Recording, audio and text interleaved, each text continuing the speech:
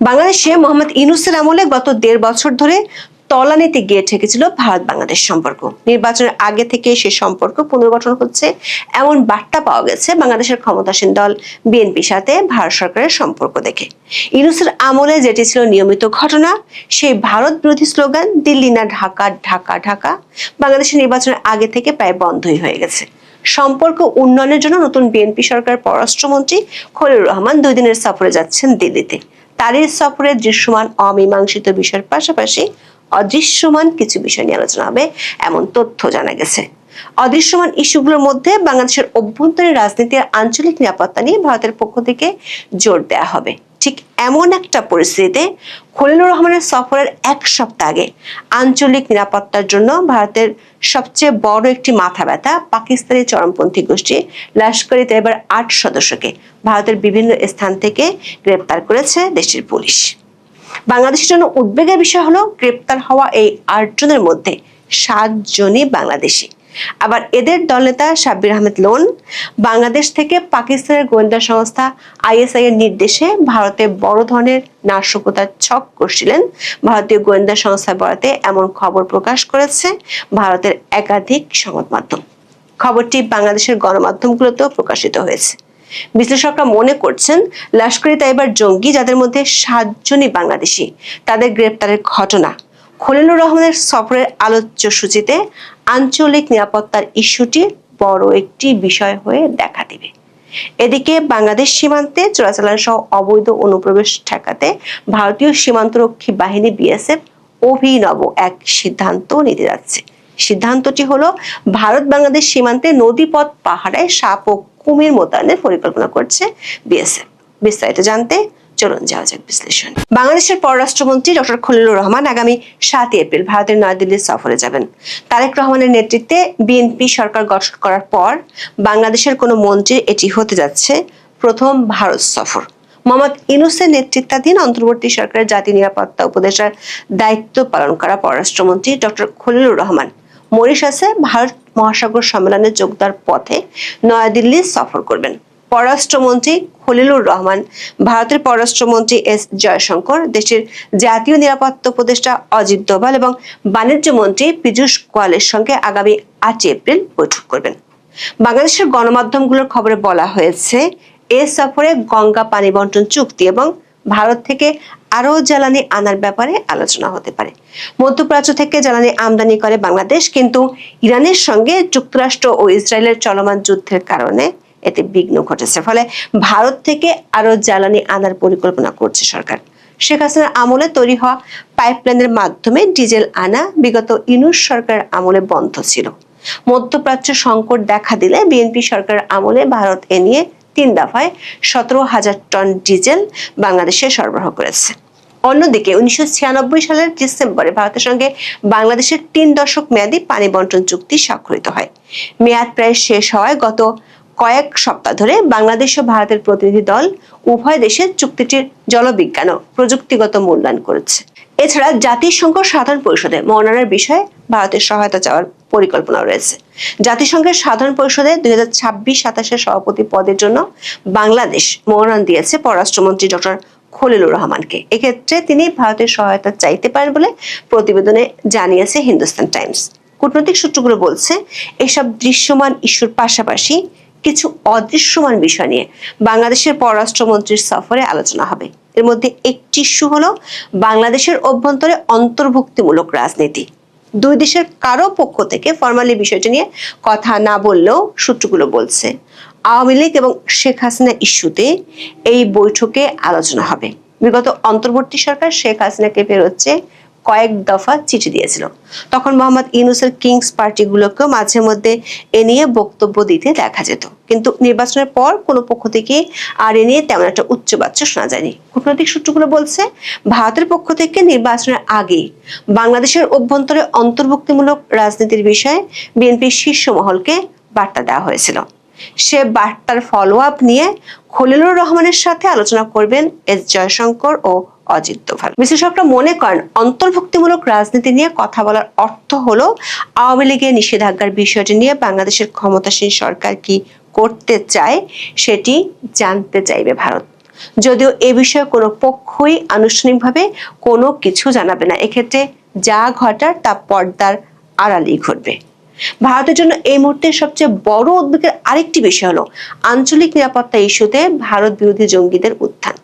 বাংলাদেশের পররাষ্ট্রমন্ত্রীর ভারত সফরের এক সপ্তাহ আগে ভারতীয় গণমাধ্যমগুলোর খবরে বলা হচ্ছে, বাংলাদেশে অনেক দিন পালিয়ে থাকা পাকিস্তানি জঙ্গি গোষ্ঠী লস্কর-ই তাইয়বার এক দলনেতা সহ 8 জনকে গ্রেপ্তার করেছে দেশটির পুলিশ। এদের মধ্যে আবার 7 জনই বাংলাদেশি। দর্শক, ভারত ও বাংলাদেশের মধ্যে 4096 কিলোমিটার দীর্ঘ সীমান্ত রয়েছে। সীমান্তবর্তী দেশ হওয়ায় অনেকদিন ধরে দুই দেশের সন্ত্রাসীরা পালিয়ে অন্য দেশে চলে যাওয়ার অভিযোগ আছে। কিছুদিন আগে বাংলাদেশে ওসমান হাদি হত্যাকাণ্ডের সাথে জড়িত 2 অভিযুক্ত ফয়সাল ও আলমগীরকে গ্রেপ্তার করে ভারতের পুলিশ। বাংলাদেশে গত অন্তর্বর্তী সরকারের আমল থেকে ভারত তার আঞ্চলিক নিরাপত্তা নিয়ে বাংলাদেশ সরকারের কাছে উদ্বেগ জানিয়ে আসছিল। এমন উদ্বেগের মধ্যে সবশেষ ভারতীয় সংবাদ মাধ্যম Times of India, India Today ও এনডিটিভির খবরে বলা হয়েছে, 2 মাস ধরে চালানো এক অভিযানে পাকিস্তানি চরমপন্থী গোষ্ঠী লস্কর-ই তাইয়বার 8 সদস্যকে বাংলাদেশ সীমান্ত, কলকাতা, দিল্লি এবং তামিলনাড়ু থেকে গ্রেপ্তার করা হয়। দেশের পুলিশ বলছে তাদের 7 জনই বাংলাদেশি। সবশেষ গ্রেপ্তার করা হয় দলনেতা সাব্বির আহমেদ লোনকে। ইন্ডিয়া টুডে সহ ভারতীয় একাধিক সংবাদ মাধ্যমের খবরে বলা হয়েছে, জম্মু ও কাশ্মীর শ্রীনগরের গান্দারবাল জেলার কাঙ্গন এলাকার বাসিন্দা সাব্বিরকে দেশের কেন্দ্রীয় গোয়েন্দা সংস্থার সহায়তায় 29 মার্চ দিল্লির গাজীপুর থেকে গ্রেপ্তার করা হয়। সম্প্রতি দিল্লি এবং দক্ষিণ ভারতের কিছু অংশে লস্কর সংশ্লিষ্ট একটি পোস্টার লাগানো চক্রের সন্ধান পাওয়ার পরপরই এই গ্রেপ্তারের ঘটনা ঘটল। গোয়েন্দাদের দাবি, ওই চক্রটি দিল্লি ও কলকাতায় ভারত বিরোধী পোস্টার লাগিয়ে নাশকতার ক্ষেত্র প্রস্তুত করছিল। কাশ্মীরের শ্রীনগরের বাসিন্দা সাব্বির আহমেদ লোনকে 2007 সালে দিল্লি পুলিশ AK-47 রাইফেল ও গ্রেনেড সহ গ্রেপ্তারের কথা বলছিল। জামিনের আগে 2018 সাল পর্যন্ত সে তিহার কারাগারে ছিল। এনডিটিভি টাইমস অফ ইন্ডিয়ার খবরে বলা হয়েছে, এরপর সে বাংলাদেশে পালিয়েছিল, সেখান থেকে নেপাল সীমান্ত দিয়ে ভারতে ঢুকেছিল। টাইমস অফ ইন্ডিয়ার খবরে বলা হয়েছে, লোনকে বাংলাদেশ সীমান্ত থেকে গ্রেপ্তার করা হয়েছে। সে ঢাকার কাছের একটি আস্তানা থেকে লস্করের একটি সেল পরিচালনা করছিল। দর্শক, পাকিস্তানি চরমপন্থী গোষ্ঠী লস্কর-ই তাইয়বা যুক্তরাষ্ট্রের বিদেশি সন্ত্রাসী সংগঠন তালিকায় রয়েছে। এটির বিরুদ্ধে ভারতের পাশাপাশি পশ্চিমে বিভিন্ন হামলার পরিকল্পনার অভিযোগ রয়েছে। এর মধ্যে 2008 সালের নভেম্বরে মুম্বাইতে 3 দিনের প্রাণঘাতী হামলাও রয়েছে। 2025 সালের 22 এপ্রিল কাশ্মীরের পেহেলগ্রামে সন্ত্রাসী হামলায় নিহতের ঘটনায় পাকিস্তানি সামরিক গোয়েন্দা সংস্থা ISI এর পাশাপাশি লস্কর-ই তাইয়বার যোগ সাজসের ইঙ্গিত থাকার কথা ভারতের জাতীয় তদন্ত সংস্থা ন্যাশনাল ইনভেস্টিগেশন এজেন্সি বা NIA এর প্রাথমিক প্রতিবেদনে উঠে এসেছে। ওই হত্যাকাণ্ডের পর লস্করের শাখা হিসেবে পরিচিত TRF কে বিদেশি সন্ত্রাসী সংগঠন ঘোষণা করে যুক্তরাষ্ট্র। ভারতীয় বাংলাদেশি গণমাধ্যমে উদ্বেগজনক যে খবরটি প্রকাশ হয়েছে সেটি হলো, গ্রেপ্তার হওয়া সাব্বির লোন দীর্ঘদিন বাংলাদেশে অবস্থান করে লস্করের কার্যক্রম পরিচালনা করছিল। সে অবৈধভাবে বাংলাদেশ থেকে নেপাল সীমান্ত হয়ে সম্প্রতি ভারতে যায়। ভারতীয় সংবাদ মাধ্যমের খবরে বলা হয়, গত 8 ফেব্রুয়ারি দিল্লির জনপথ মেট্রো স্টেশনে সন্দেহভাজন কিছু পোস্টার দেখা যায়। সেই সূত্র ধরে এই অভিযান শুরু হয়। ওই পোস্টারগুলোতে পাকিস্তানপন্থী স্লোগান, কাশ্মীর নিয়ে উস্কানিমূলক বার্তা এবং জঙ্গি বুরহান ওয়ানির ছবি ছিল। গত 15 ফেব্রুয়ারি কলকাতার অভিযানে এই চক্রের অন্যতম 2 সদস্য বাংলাদেশের বগুড়ার উমর ফারুক ও ঠাকুরগাঁয়ের রবিউল ইসলামকে গ্রেপ্তার করা হয়। অভিযানের বর্ণনা দিয়ে এই প্রতিবেদনে বলা হয়, 21 ফেব্রুয়ারি তিরুপুরের একাধিক স্থানে একযোগে অভিযান চালিয়ে আরো 6 জনকে গ্রেপ্তার করা হয়। গ্রেপ্তার 8 জনের মধ্যে 7 জনই বাংলাদেশি নাগরিক, যারা অবৈধভাবে ভারতে প্রবেশ করেছিল। নিজেদের পরিচয় গোপন রাখতে তারা জাল ভারতীয় পরিচয়পত্র ব্যবহার করেছিল। গ্রেপ্তারকৃতদের বিশেষ করে ওমর ফারুককে জিজ্ঞাসাবাদ করে এই নেটওয়ার্কের কার্যক্রম সম্পর্কে গুরুত্বপূর্ণ তথ্য বেরিয়ে আসে। এনডিটিভি লিখেছে, জিজ্ঞাসাবাদে ওমর ফারুক তদন্তকারীদের জানান, 2025 সালের মার্চ মাসে লোনের সঙ্গে তার প্রথম যোগাযোগ হয়। লোন ধীরে ধীরে তাকে উগ্রবাদে উদ্বুদ্ধ করেন এবং ভারতের লস্কর-ই তাইয়বার কার্যক্রম এগিয়ে নেওয়ার দায়িত্ব দেন। ওমরকে বিশেষভাবে নির্দেশ দেওয়া হয়েছিল দেশের বিভিন্ন গুরুত্বপূর্ণ স্থান দেখি করে ভিডিও করতে এবং এই নেটওয়ার্কে আরো বাংলাদেশিদের যুক্ত করতে। স্থানীয় পরিস্থিতিদের মাধ্যমে ভারতের ভেতরে অস্ত্রের ব্যবস্থা করার নির্দেশও তাকে দেওয়া হয়েছিল। এনডিটিভি বলছে, লোন সরাসরি পাকিস্তানে অবস্থানরত লস্করে তাইবার সিনিয়র হ্যান্ডলার আবু হুজাইফা, সুমামা বাবর এবং আব্দুর রহমানের সঙ্গে যোগাযোগ রাখত। সে ভারতে সন্ত্রাসবাদী নেটওয়ার্ক পুনঃপ্রতিষ্ঠা করতে তাদের নির্দেশ অনুযায়ী কাজ করছিল। এছাড়া তেহরিক উল মুজাহিদিন কমান্ডার আবু তালহা এবং ইউপিএ আইনের অধীনে তালিকাভুক্ত সন্ত্রাসী আসিফ দারের সঙ্গে লোনের যোগাযোগ ছিল। ভারতের কর্মকর্তাদের মতে এই পুরো বিষয়টি পাকিস্তান থেকে পরিচালিত এবং বাংলাদেশ থেকে অপারেশনাল সমর্থন পাওয়া একটি সুসংগঠিত আন্তঃসীমান্ত ষড়যন্ত্রের অংশ। বিগত অন্তর্বর্তী সরকারের আমলে ভারত বিরোধী জঙ্গিদের তৎপরতা বাড়ায় কয়েকজন ভারতীয় সেনা গোয়েন্দা কর্মকর্তা বাংলাদেশ সফরও করেছিলেন। সূত্রগুলো বলছে, লস্করে তাইবার সেলের সদস্যরা যে বাংলাদেশে কাজ করছে এমন প্রমাণ পাওয়ার পর খলিলুর রহমানের সাথে বৈঠকে ভারতের জাতীয় নিরাপত্তা উপদেষ্টা অজিত দোভাল বিষয়টি তুলে ধরবেন। এই বিষয়টি সামনের দিনে দুই দেশের সম্পর্কে অনেক বড় ইস্যু হতে পারে বলে অনেক বিশ্লেষক মনে করছেন। কারণ 2024 আগস্টের পর ইউনূসের আমলে ফাঁসির দণ্ডপ্রাপ্ত জঙ্গিরা হরে দরে জেল থেকে পালিয়েছে, যারা এখনো ধরাছোঁয়ার বাইরে রয়ে গেছে। কয়েকদিন আগে দিল্লিতে বাংলাদেশি হাই কমিশনার বলেছিলেন, কোনোভাবে বাংলাদেশের মাটি ভারত বিরোধী কোনো কাজে ব্যবহার করতে দেয়া হবে না। এর মধ্যে ভারতীয় গণমাধ্যমের আরেকটি খবর হলো, ভারত বাংলাদেশ সীমান্তে নদীপথ পাহাড়ে সাপ ও কুমির মোতায়েনের পরিকল্পনা করছে ভারতীয় সীমান্তরক্ষী বাহিনী বিএসএফ। গত 9 ফেব্রুয়ারি অনুষ্ঠিত বিএসএফ এর শীর্ষ কর্মকর্তাদের বৈঠকে এই সিদ্ধান্ত নেওয়া হয়। দর্শক, বাংলাদেশে ও ভারতের মধ্যকার একটি স্পর্শকাতর ইস্যু হলো সীমান্ত হত্যা। গত কয়েক মাসে সীমান্ত হত্যা কমে গেলেও চোরাচালান সহ অবৈধভাবে সীমান্ত পাড়ি দেওয়ার ঘটনা ঘটেছে। বিএসএফ এরই মধ্যে সীমান্তে উন্নত প্রযুক্তি যেমন নজরদারি ড্রোন, জিপিএস সমর্থিত ট্র্যাকিং এবং লোকেটিং গেজেট এবং থার্মাল ইমেজার দিয়ে 24 ঘন্টা নজরদারি করছে। পশ্চিমবঙ্গ, আসাম, মেঘালয়, ত্রিপুরা এবং মিজোরামের মতো রাজ্যগুলোর সীমান্তের কিছু অংশে বৈদ্যুতিক ব্যবস্থা করা হয়েছে যাতে মানুষের বেআইনি চলাচল রোধ করা যায়। ভারতীয় সংবাদ নর্থ ইস্ট নিউজের খবরে বলা হয়েছে, নতুন কৌশল হিসেবে সীমান্তে সাপ ও কুমির ব্যবহার করা হবে। গত 9 ফেব্রুয়ারি বিএসএফ এর মহাপরিচালক প্রবীণ কুমারের সভাপতিত্বে একটি বৈঠকে বিষয়টি নিয়ে বিএসএফ এর শীর্ষ কর্মকর্তারা আলোচনা করেছেন। এরপর গত 20 মার্চ বিএসএফ এর নয়াদিল্লি সদর দপ্তরে শীর্ষ কর্মকর্তাদের আরো একটি বৈঠকের পর এ নিয়ে সীমান্ত স্তরের সিনিয়র অফিসারদের কাছে মেসেজ পাঠানো হয়েছে। কূটনৈতিক সূত্রগুলো বলছে, বাংলাদেশের নতুন রাজনৈতিক সরকারের সাথে সামনের দিনগুলোতে ভারতের সম্পর্ক কেমন হবে সে বিষয়ে একটি বার্তা খলিলুর রহমানের এই সফর থেকে পাওয়া যাবে। কিন্তু এই সফরের আগে লস্করে তাইবার বাংলাদেশি সদস্যদের গ্রেপ্তারের ঘটনা আঞ্চলিক নিরাপত্তা ইস্যুটিকে বেশ জোরালো করে তুলবে। আবার জঙ্গিদের উত্থান ঠেকাতে বাংলাদেশের অভ্যন্তরে অন্তর্ভুক্তিমূলক রাজনীতির জন্য ভারতের পক্ষ থেকে যে বার্তা এতদিন দেওয়া হচ্ছিল সেটিও বেশ জোরদার হতে পারে। দর্শক, ভারত বাংলাদেশ সীমান্ত সবসময় একটা উত্তেজনার বার্তা দেয়। ভারত বাংলাদেশ সীমান্তকে কেন্দ্র করে বিএসএফ এর হাতে বাংলাদেশিদের মৃত্যুর ঘটনা অহরহ ঘটে। এক ফেলানির হত্যাকাণ্ড অনেক চাঞ্চল্যের সৃষ্টি করেছিল। এই দীর্ঘ 4000 কিলোমিটারেরও বেশি যে সীমান্ত, সেই সীমান্তের অনেক অংশই অরক্ষিত। বিশেষ করে বাংলাদেশের দিকে তো অনেক অংশ অরক্ষিত, ভারতের অংশ অর্থাৎ বিএসএফ এর অংশ বেশ খানিকটা সুরক্ষিত। তারপরেও একটা দীর্ঘ অঞ্চল ফাঁকা ফাঁকা অবস্থায় তাদের বিভিন্ন ফাঁড়ি, সৈন্য মোতায়েন, বিএসএফ এর সৈন্য মোতায়েন, এই ব্যাপারগুলো দেখা যায়। মাঝে মাঝে তারা প্রযুক্তির সহায়তা নেয়, ড্রোন সহ বিভিন্ন প্রযুক্তি সীমান্ত রক্ষার কাজে ব্যবহার করে। এবার ভারতের বিএসএফ এর একটা অদ্ভুত সিদ্ধান্তের খবর এসেছে এবং সেটা ইন্ডিয়ার গণমাধ্যম নর্থ ইস্ট নিউজে দিয়েছে। কি সেই সিদ্ধান্ত? সীমান্ত রক্ষার জন্য, সীমান্তকে সুরক্ষা করার জন্য মানুষের ওপরে নির্ভরতা কমাতে চাইছে ভারত। তাহলে কি প্রযুক্তির উপরে নির্ভরতা বাড়াতে চাইছে? না, ভারত নির্ভরতা বাড়াতে চাইছে সাপের উপরে, কুমিরের উপরে। বিশ্বাস হয়? সাপ এবং কুমির, এই দুটো প্রাণীর ওপরে নির্ভরতা তৈরি করতে চাইছে বিএসএফ।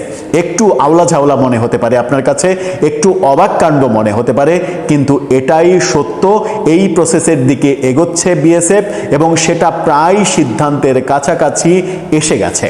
চলুন এই ব্যাপারটা একটু জেনে দেখি। যখন আমরা প্রফেসর ইউনূসের আমলে ভারত বাংলাদেশ উত্তেজনাকর পরিস্থিতি দেখেছি, যুদ্ধংদেহী অবস্থা দেখেছি, সেই অবস্থার পরিবর্তিত যে পরিস্থিতি, সেই পরিস্থিতিতে ভারত কেন সরীসৃপ প্রাণীর উপরে নির্ভর করতে চাইছে সীমান্ত পাহারার জন্য, সেই ব্যাপারটা একটু বুঝে দেখি কি বলছে তাদের কর্তৃপক্ষ। সেই আলোচনাই করবে এই ভিডিওতে, থাকবেন। চলে যাচ্ছি মূল আয়োজনে। বলছিলাম ভারত বাংলাদেশ সীমান্তে ভারতীয় বিএসএফ সীমান্তে সাপ এবং কুমিরের উপরে নির্ভরতা বাড়াতে চাইছে। এই মানে দুর্দান্ত খবরটি সামনে নিয়ে এসেছে ভারতীয় গণমাধ্যম north east news. North east নিউজের এই শিরোনামটা দেখে নিন। সেখানে ইংরেজি এই শিরোনাম তার বাংলা করলে যেটা দাঁড়ায় সেটা হচ্ছে, ভারত বাংলাদেশ সীমান্ত বরাবর নদীপথের ফাঁকগুলো পাহারা দিতে সাপ ও কুমির মোতায়েনের পরিকল্পনা করছে বিএসএফ। 9 ফেব্রুয়ারি অনুষ্ঠিত বিএসএফের শীর্ষ কর্তাদের এক বৈঠকে এই সিদ্ধান্ত নেওয়া হয়, যার ফলস্বরূপ সীমান্তবাসীদের বেআইনি কার্যকলাপ থেকে বিরত রাখতে সরীসৃপ ব্যবহারের নির্দেশও জারি করা হয়। কি বলা হচ্ছে? বলা হচ্ছে 4096 কিলোমিটার দীর্ঘ ভারত বাংলাদেশ সীমান্তে নিরাপত্তা জোরদার করতে নানা ধরনের কঠোর ও নরম পদক্ষেপ নেওয়ার পর সীমান্তরক্ষী বাহিনী বিএসএফ এখন বেআইনি কার্যকলাপ দমনের অজুহাতে ঝুঁকিপূর্ণ নদী তীরবর্তী ও জলাভূমি এলাকায় মারাত্মক সরীসৃপ মোতায়েনের সম্ভাবনা খতিয়ে দেখছে। মারাত্মক সরীসৃপ বলতে বিষধর সাপ এবং কুমির, এই দুটো প্রাণীর উপরে তারা নির্ভর করতে চাইছে। এই দুটো প্রাণী যদি জলাশয়গুলোতে থাকে তাহলে সেই জলাশয়গুলো টপকে কেউ সীমান্ত পাড়ি দেওয়ার কথা কল্পনাও করতে পারবে না। এরপরে বলা হচ্ছে, যদিও বিএসএফ এর সবচেয়ে কঠোর পদক্ষেপ মাঝে মাঝে গুলি চালানো হয়ে থাকে, ভারতের এই সীমান্তরক্ষী বাহিনী সাধারণত দিনরাত সতর্কতার উপরেই নির্ভর করে, যার মধ্যে রয়েছে বৈচিত্র্যময় ভূখণ্ডে ঘেরা এই দীর্ঘ সীমান্ত বরাবর সশস্ত্র কর্মীদের টহলের উপরেই নির্ভর করে, আর মাঝে মাঝে গুলি চালায়, যেগুলো প্রথমেই বলেছি যে ভারতীয় সীমান্তে বাংলাদেশিদের মৃত্যুর ঘটনা মাঝে মাঝেই ঘটে, যেটা নিয়ে ভারত বাংলাদেশ সীমান্ত উত্তেজিত হয় মাঝে মাঝে। গত কয়েক বছরে বিএসএফ সীমান্ত সুরক্ষার জন্য প্রযুক্তি নির্ভর পদ্ধতির উপরে ব্যাপকভাবে নির্ভর করতে শুরু করেছে, যেখানে নিরাপত্তা সংক্রান্ত চ্যালেঞ্জগুলো বহুবিধ ও প্রায়শই জটিল। বর্তমানে ব্যবহৃত প্রধান ব্যবস্থাগুলোর মধ্যে রয়েছে দ্রুত গতিতে নির্মিত এমন বেড়া যা কাটা বা টপকানো কঠিন, এমনকি অসম্ভব বটে। সীমান্তের কিছু গুরুত্বপূর্ণ অংশে নজরদারি, ড্রোন, জিপিএস সমর্থিত ট্র্যাকিং ও অবস্থান নির্ণয়কারী গ্যাজেট এবং থার্মাল ইমেজারের মতো উন্নত প্রযুক্তিও ব্যবহার করা হচ্ছে। এছাড়া মানুষের অবৈধ চলাচল রোধ করতে পশ্চিমবঙ্গ, আসাম, মেঘালয়, ত্রিপুরা ও মিজোরামের মতো রাজ্যগুলির সীমান্তের কিছু অংশে বিদ্যুতায়ন করা হয়েছে। অর্থাৎ সীমান্তের যে বেড়া, সেই বেড়ায় বিদ্যুৎ সংযোগ দিয়ে দেওয়া হয়েছে যেন ওটা কেউ টাচ করতে না পারে। কিন্তু সাপ এবং কুমির সহ সরীসৃপের ব্যবহার একটি নতুনত্ব বিষয় হবে। বিষয়টি এতটাই গুরুত্বপূর্ণ বলে মনে করা হয়েছিল যে চলতি বছরের 9 ফেব্রুয়ারি মহাপরিচালক প্রবীণ কুমারের সভাপতিত্বে অনুষ্ঠিত প্রথম বৈঠকে বিএসএফ এর শীর্ষ কর্মকর্তারা এটি নিয়ে আলোচনা এবং পর্যালোচনাও করেছেন। পরবর্তীকালে 20 মার্চ বিএসএফ এর নয়াদিল্লি সদর দপ্তরের শীর্ষ কর্মকর্তাদের আরেকটি বৈঠকের পর ঊর্ধ্বতন সীমান্ত পর্যায়ের কর্মকর্তাদের কাছে সংকেত বার্তা পাঠানো হয়েছে। নর্থ ইস্ট নিউজের হাতে আসা এমনই একটি বার্তায় বেশ স্পষ্টভাবেই বলা হয়েছে যে উত্তর পূর্ব ভারতের সমস্ত সেক্টর হেডকোয়ার্টারকে অবশ্যই নদীর ফাঁক ফোকরে সরীসৃপের ব্যবহার খতিয়ে দেখার মাধ্যমে কঠোরভাবে নিয়ম পালন করতে হবে, কিংবা নিয়ম করে চলতে হবে। অর্থাৎ তাদের মধ্যে তাদের ঊর্ধ্বতন কর্তৃপক্ষ এবং দিল্লি পর্যন্ত এই মিটিংটা হয়েছে যে সীমান্তের যে যে নদী জলাশয় আছে সেই জায়গাগুলোতে যেন টহল খুব বেশি প্রয়োজন না হয়, সেই জন্য বিষধর সাপ এবং কুমির সেখানে পালন করা হবে, যাতে করে মানুষ ভয়ে এপার থেকে ওপার, ওপার থেকে এপার এই চলাচলটা ওই নদীপথে অন্তত করতে না পারে। তাতে বিএসএফ এর টহলের উপরে অনেকখানি প্রেসার কমবে। বলা যায় যে একটা মানে অন্যরকম সিদ্ধান্ত, দুর্দান্ত সিদ্ধান্ত বিএসএফ নিচ্ছে। ঠিক তখন আমাদের বিজিবি বিজেপি কি সিদ্ধান্ত নিচ্ছে, কি করছে, সীমান্তে আমাদের বিজিবির ক্ষমতাই বা কতটুকু, সেটা নিয়ে আমরা খুব একটা আপগ্রেড পাই না। অনেকেই মানে অনেকভাবে বলে থাকেন যে আমাদের যে প্রায় 4100 মানে মাইল সীমান্ত, সেই সীমান্তে বিএসএফ যতটা শক্তিশালী তার কয়েক ভাগের এক ভাগ শক্তিও আমাদের বিজিবির নেই, যেটা সীমান্ত রক্ষার জন্য খুবই বেশি প্রয়োজন। দর্শক, আপনার কাছে বিএসএফের এই সিদ্ধান্ত, সাপ এবং কুমিরের উপরে নির্ভরতা, এই সিদ্ধান্তটা কেমন লাগছে, কিংবা এই সিদ্ধান্তটাকে আপনি কিভাবে দেখছেন? বর্তমান সরকারের সঙ্গে যখন সম্পর্ক উন্নয়নের কথা তারা ভাবছে, তখন সেনা টহল কিংবা বিএসএফ টহলের পরিবর্তে এই সিদ্ধান্ত বাস্তবায়ন, এটা কি এক ধরনের কৌশল, নাকি আরও বেশি কড়া অবস্থানে ভারত যাচ্ছে? আপনার মতামত জানিয়ে সেই ব্যাপারে লিখতে পারেন আমাদের কমেন্ট বক্সে।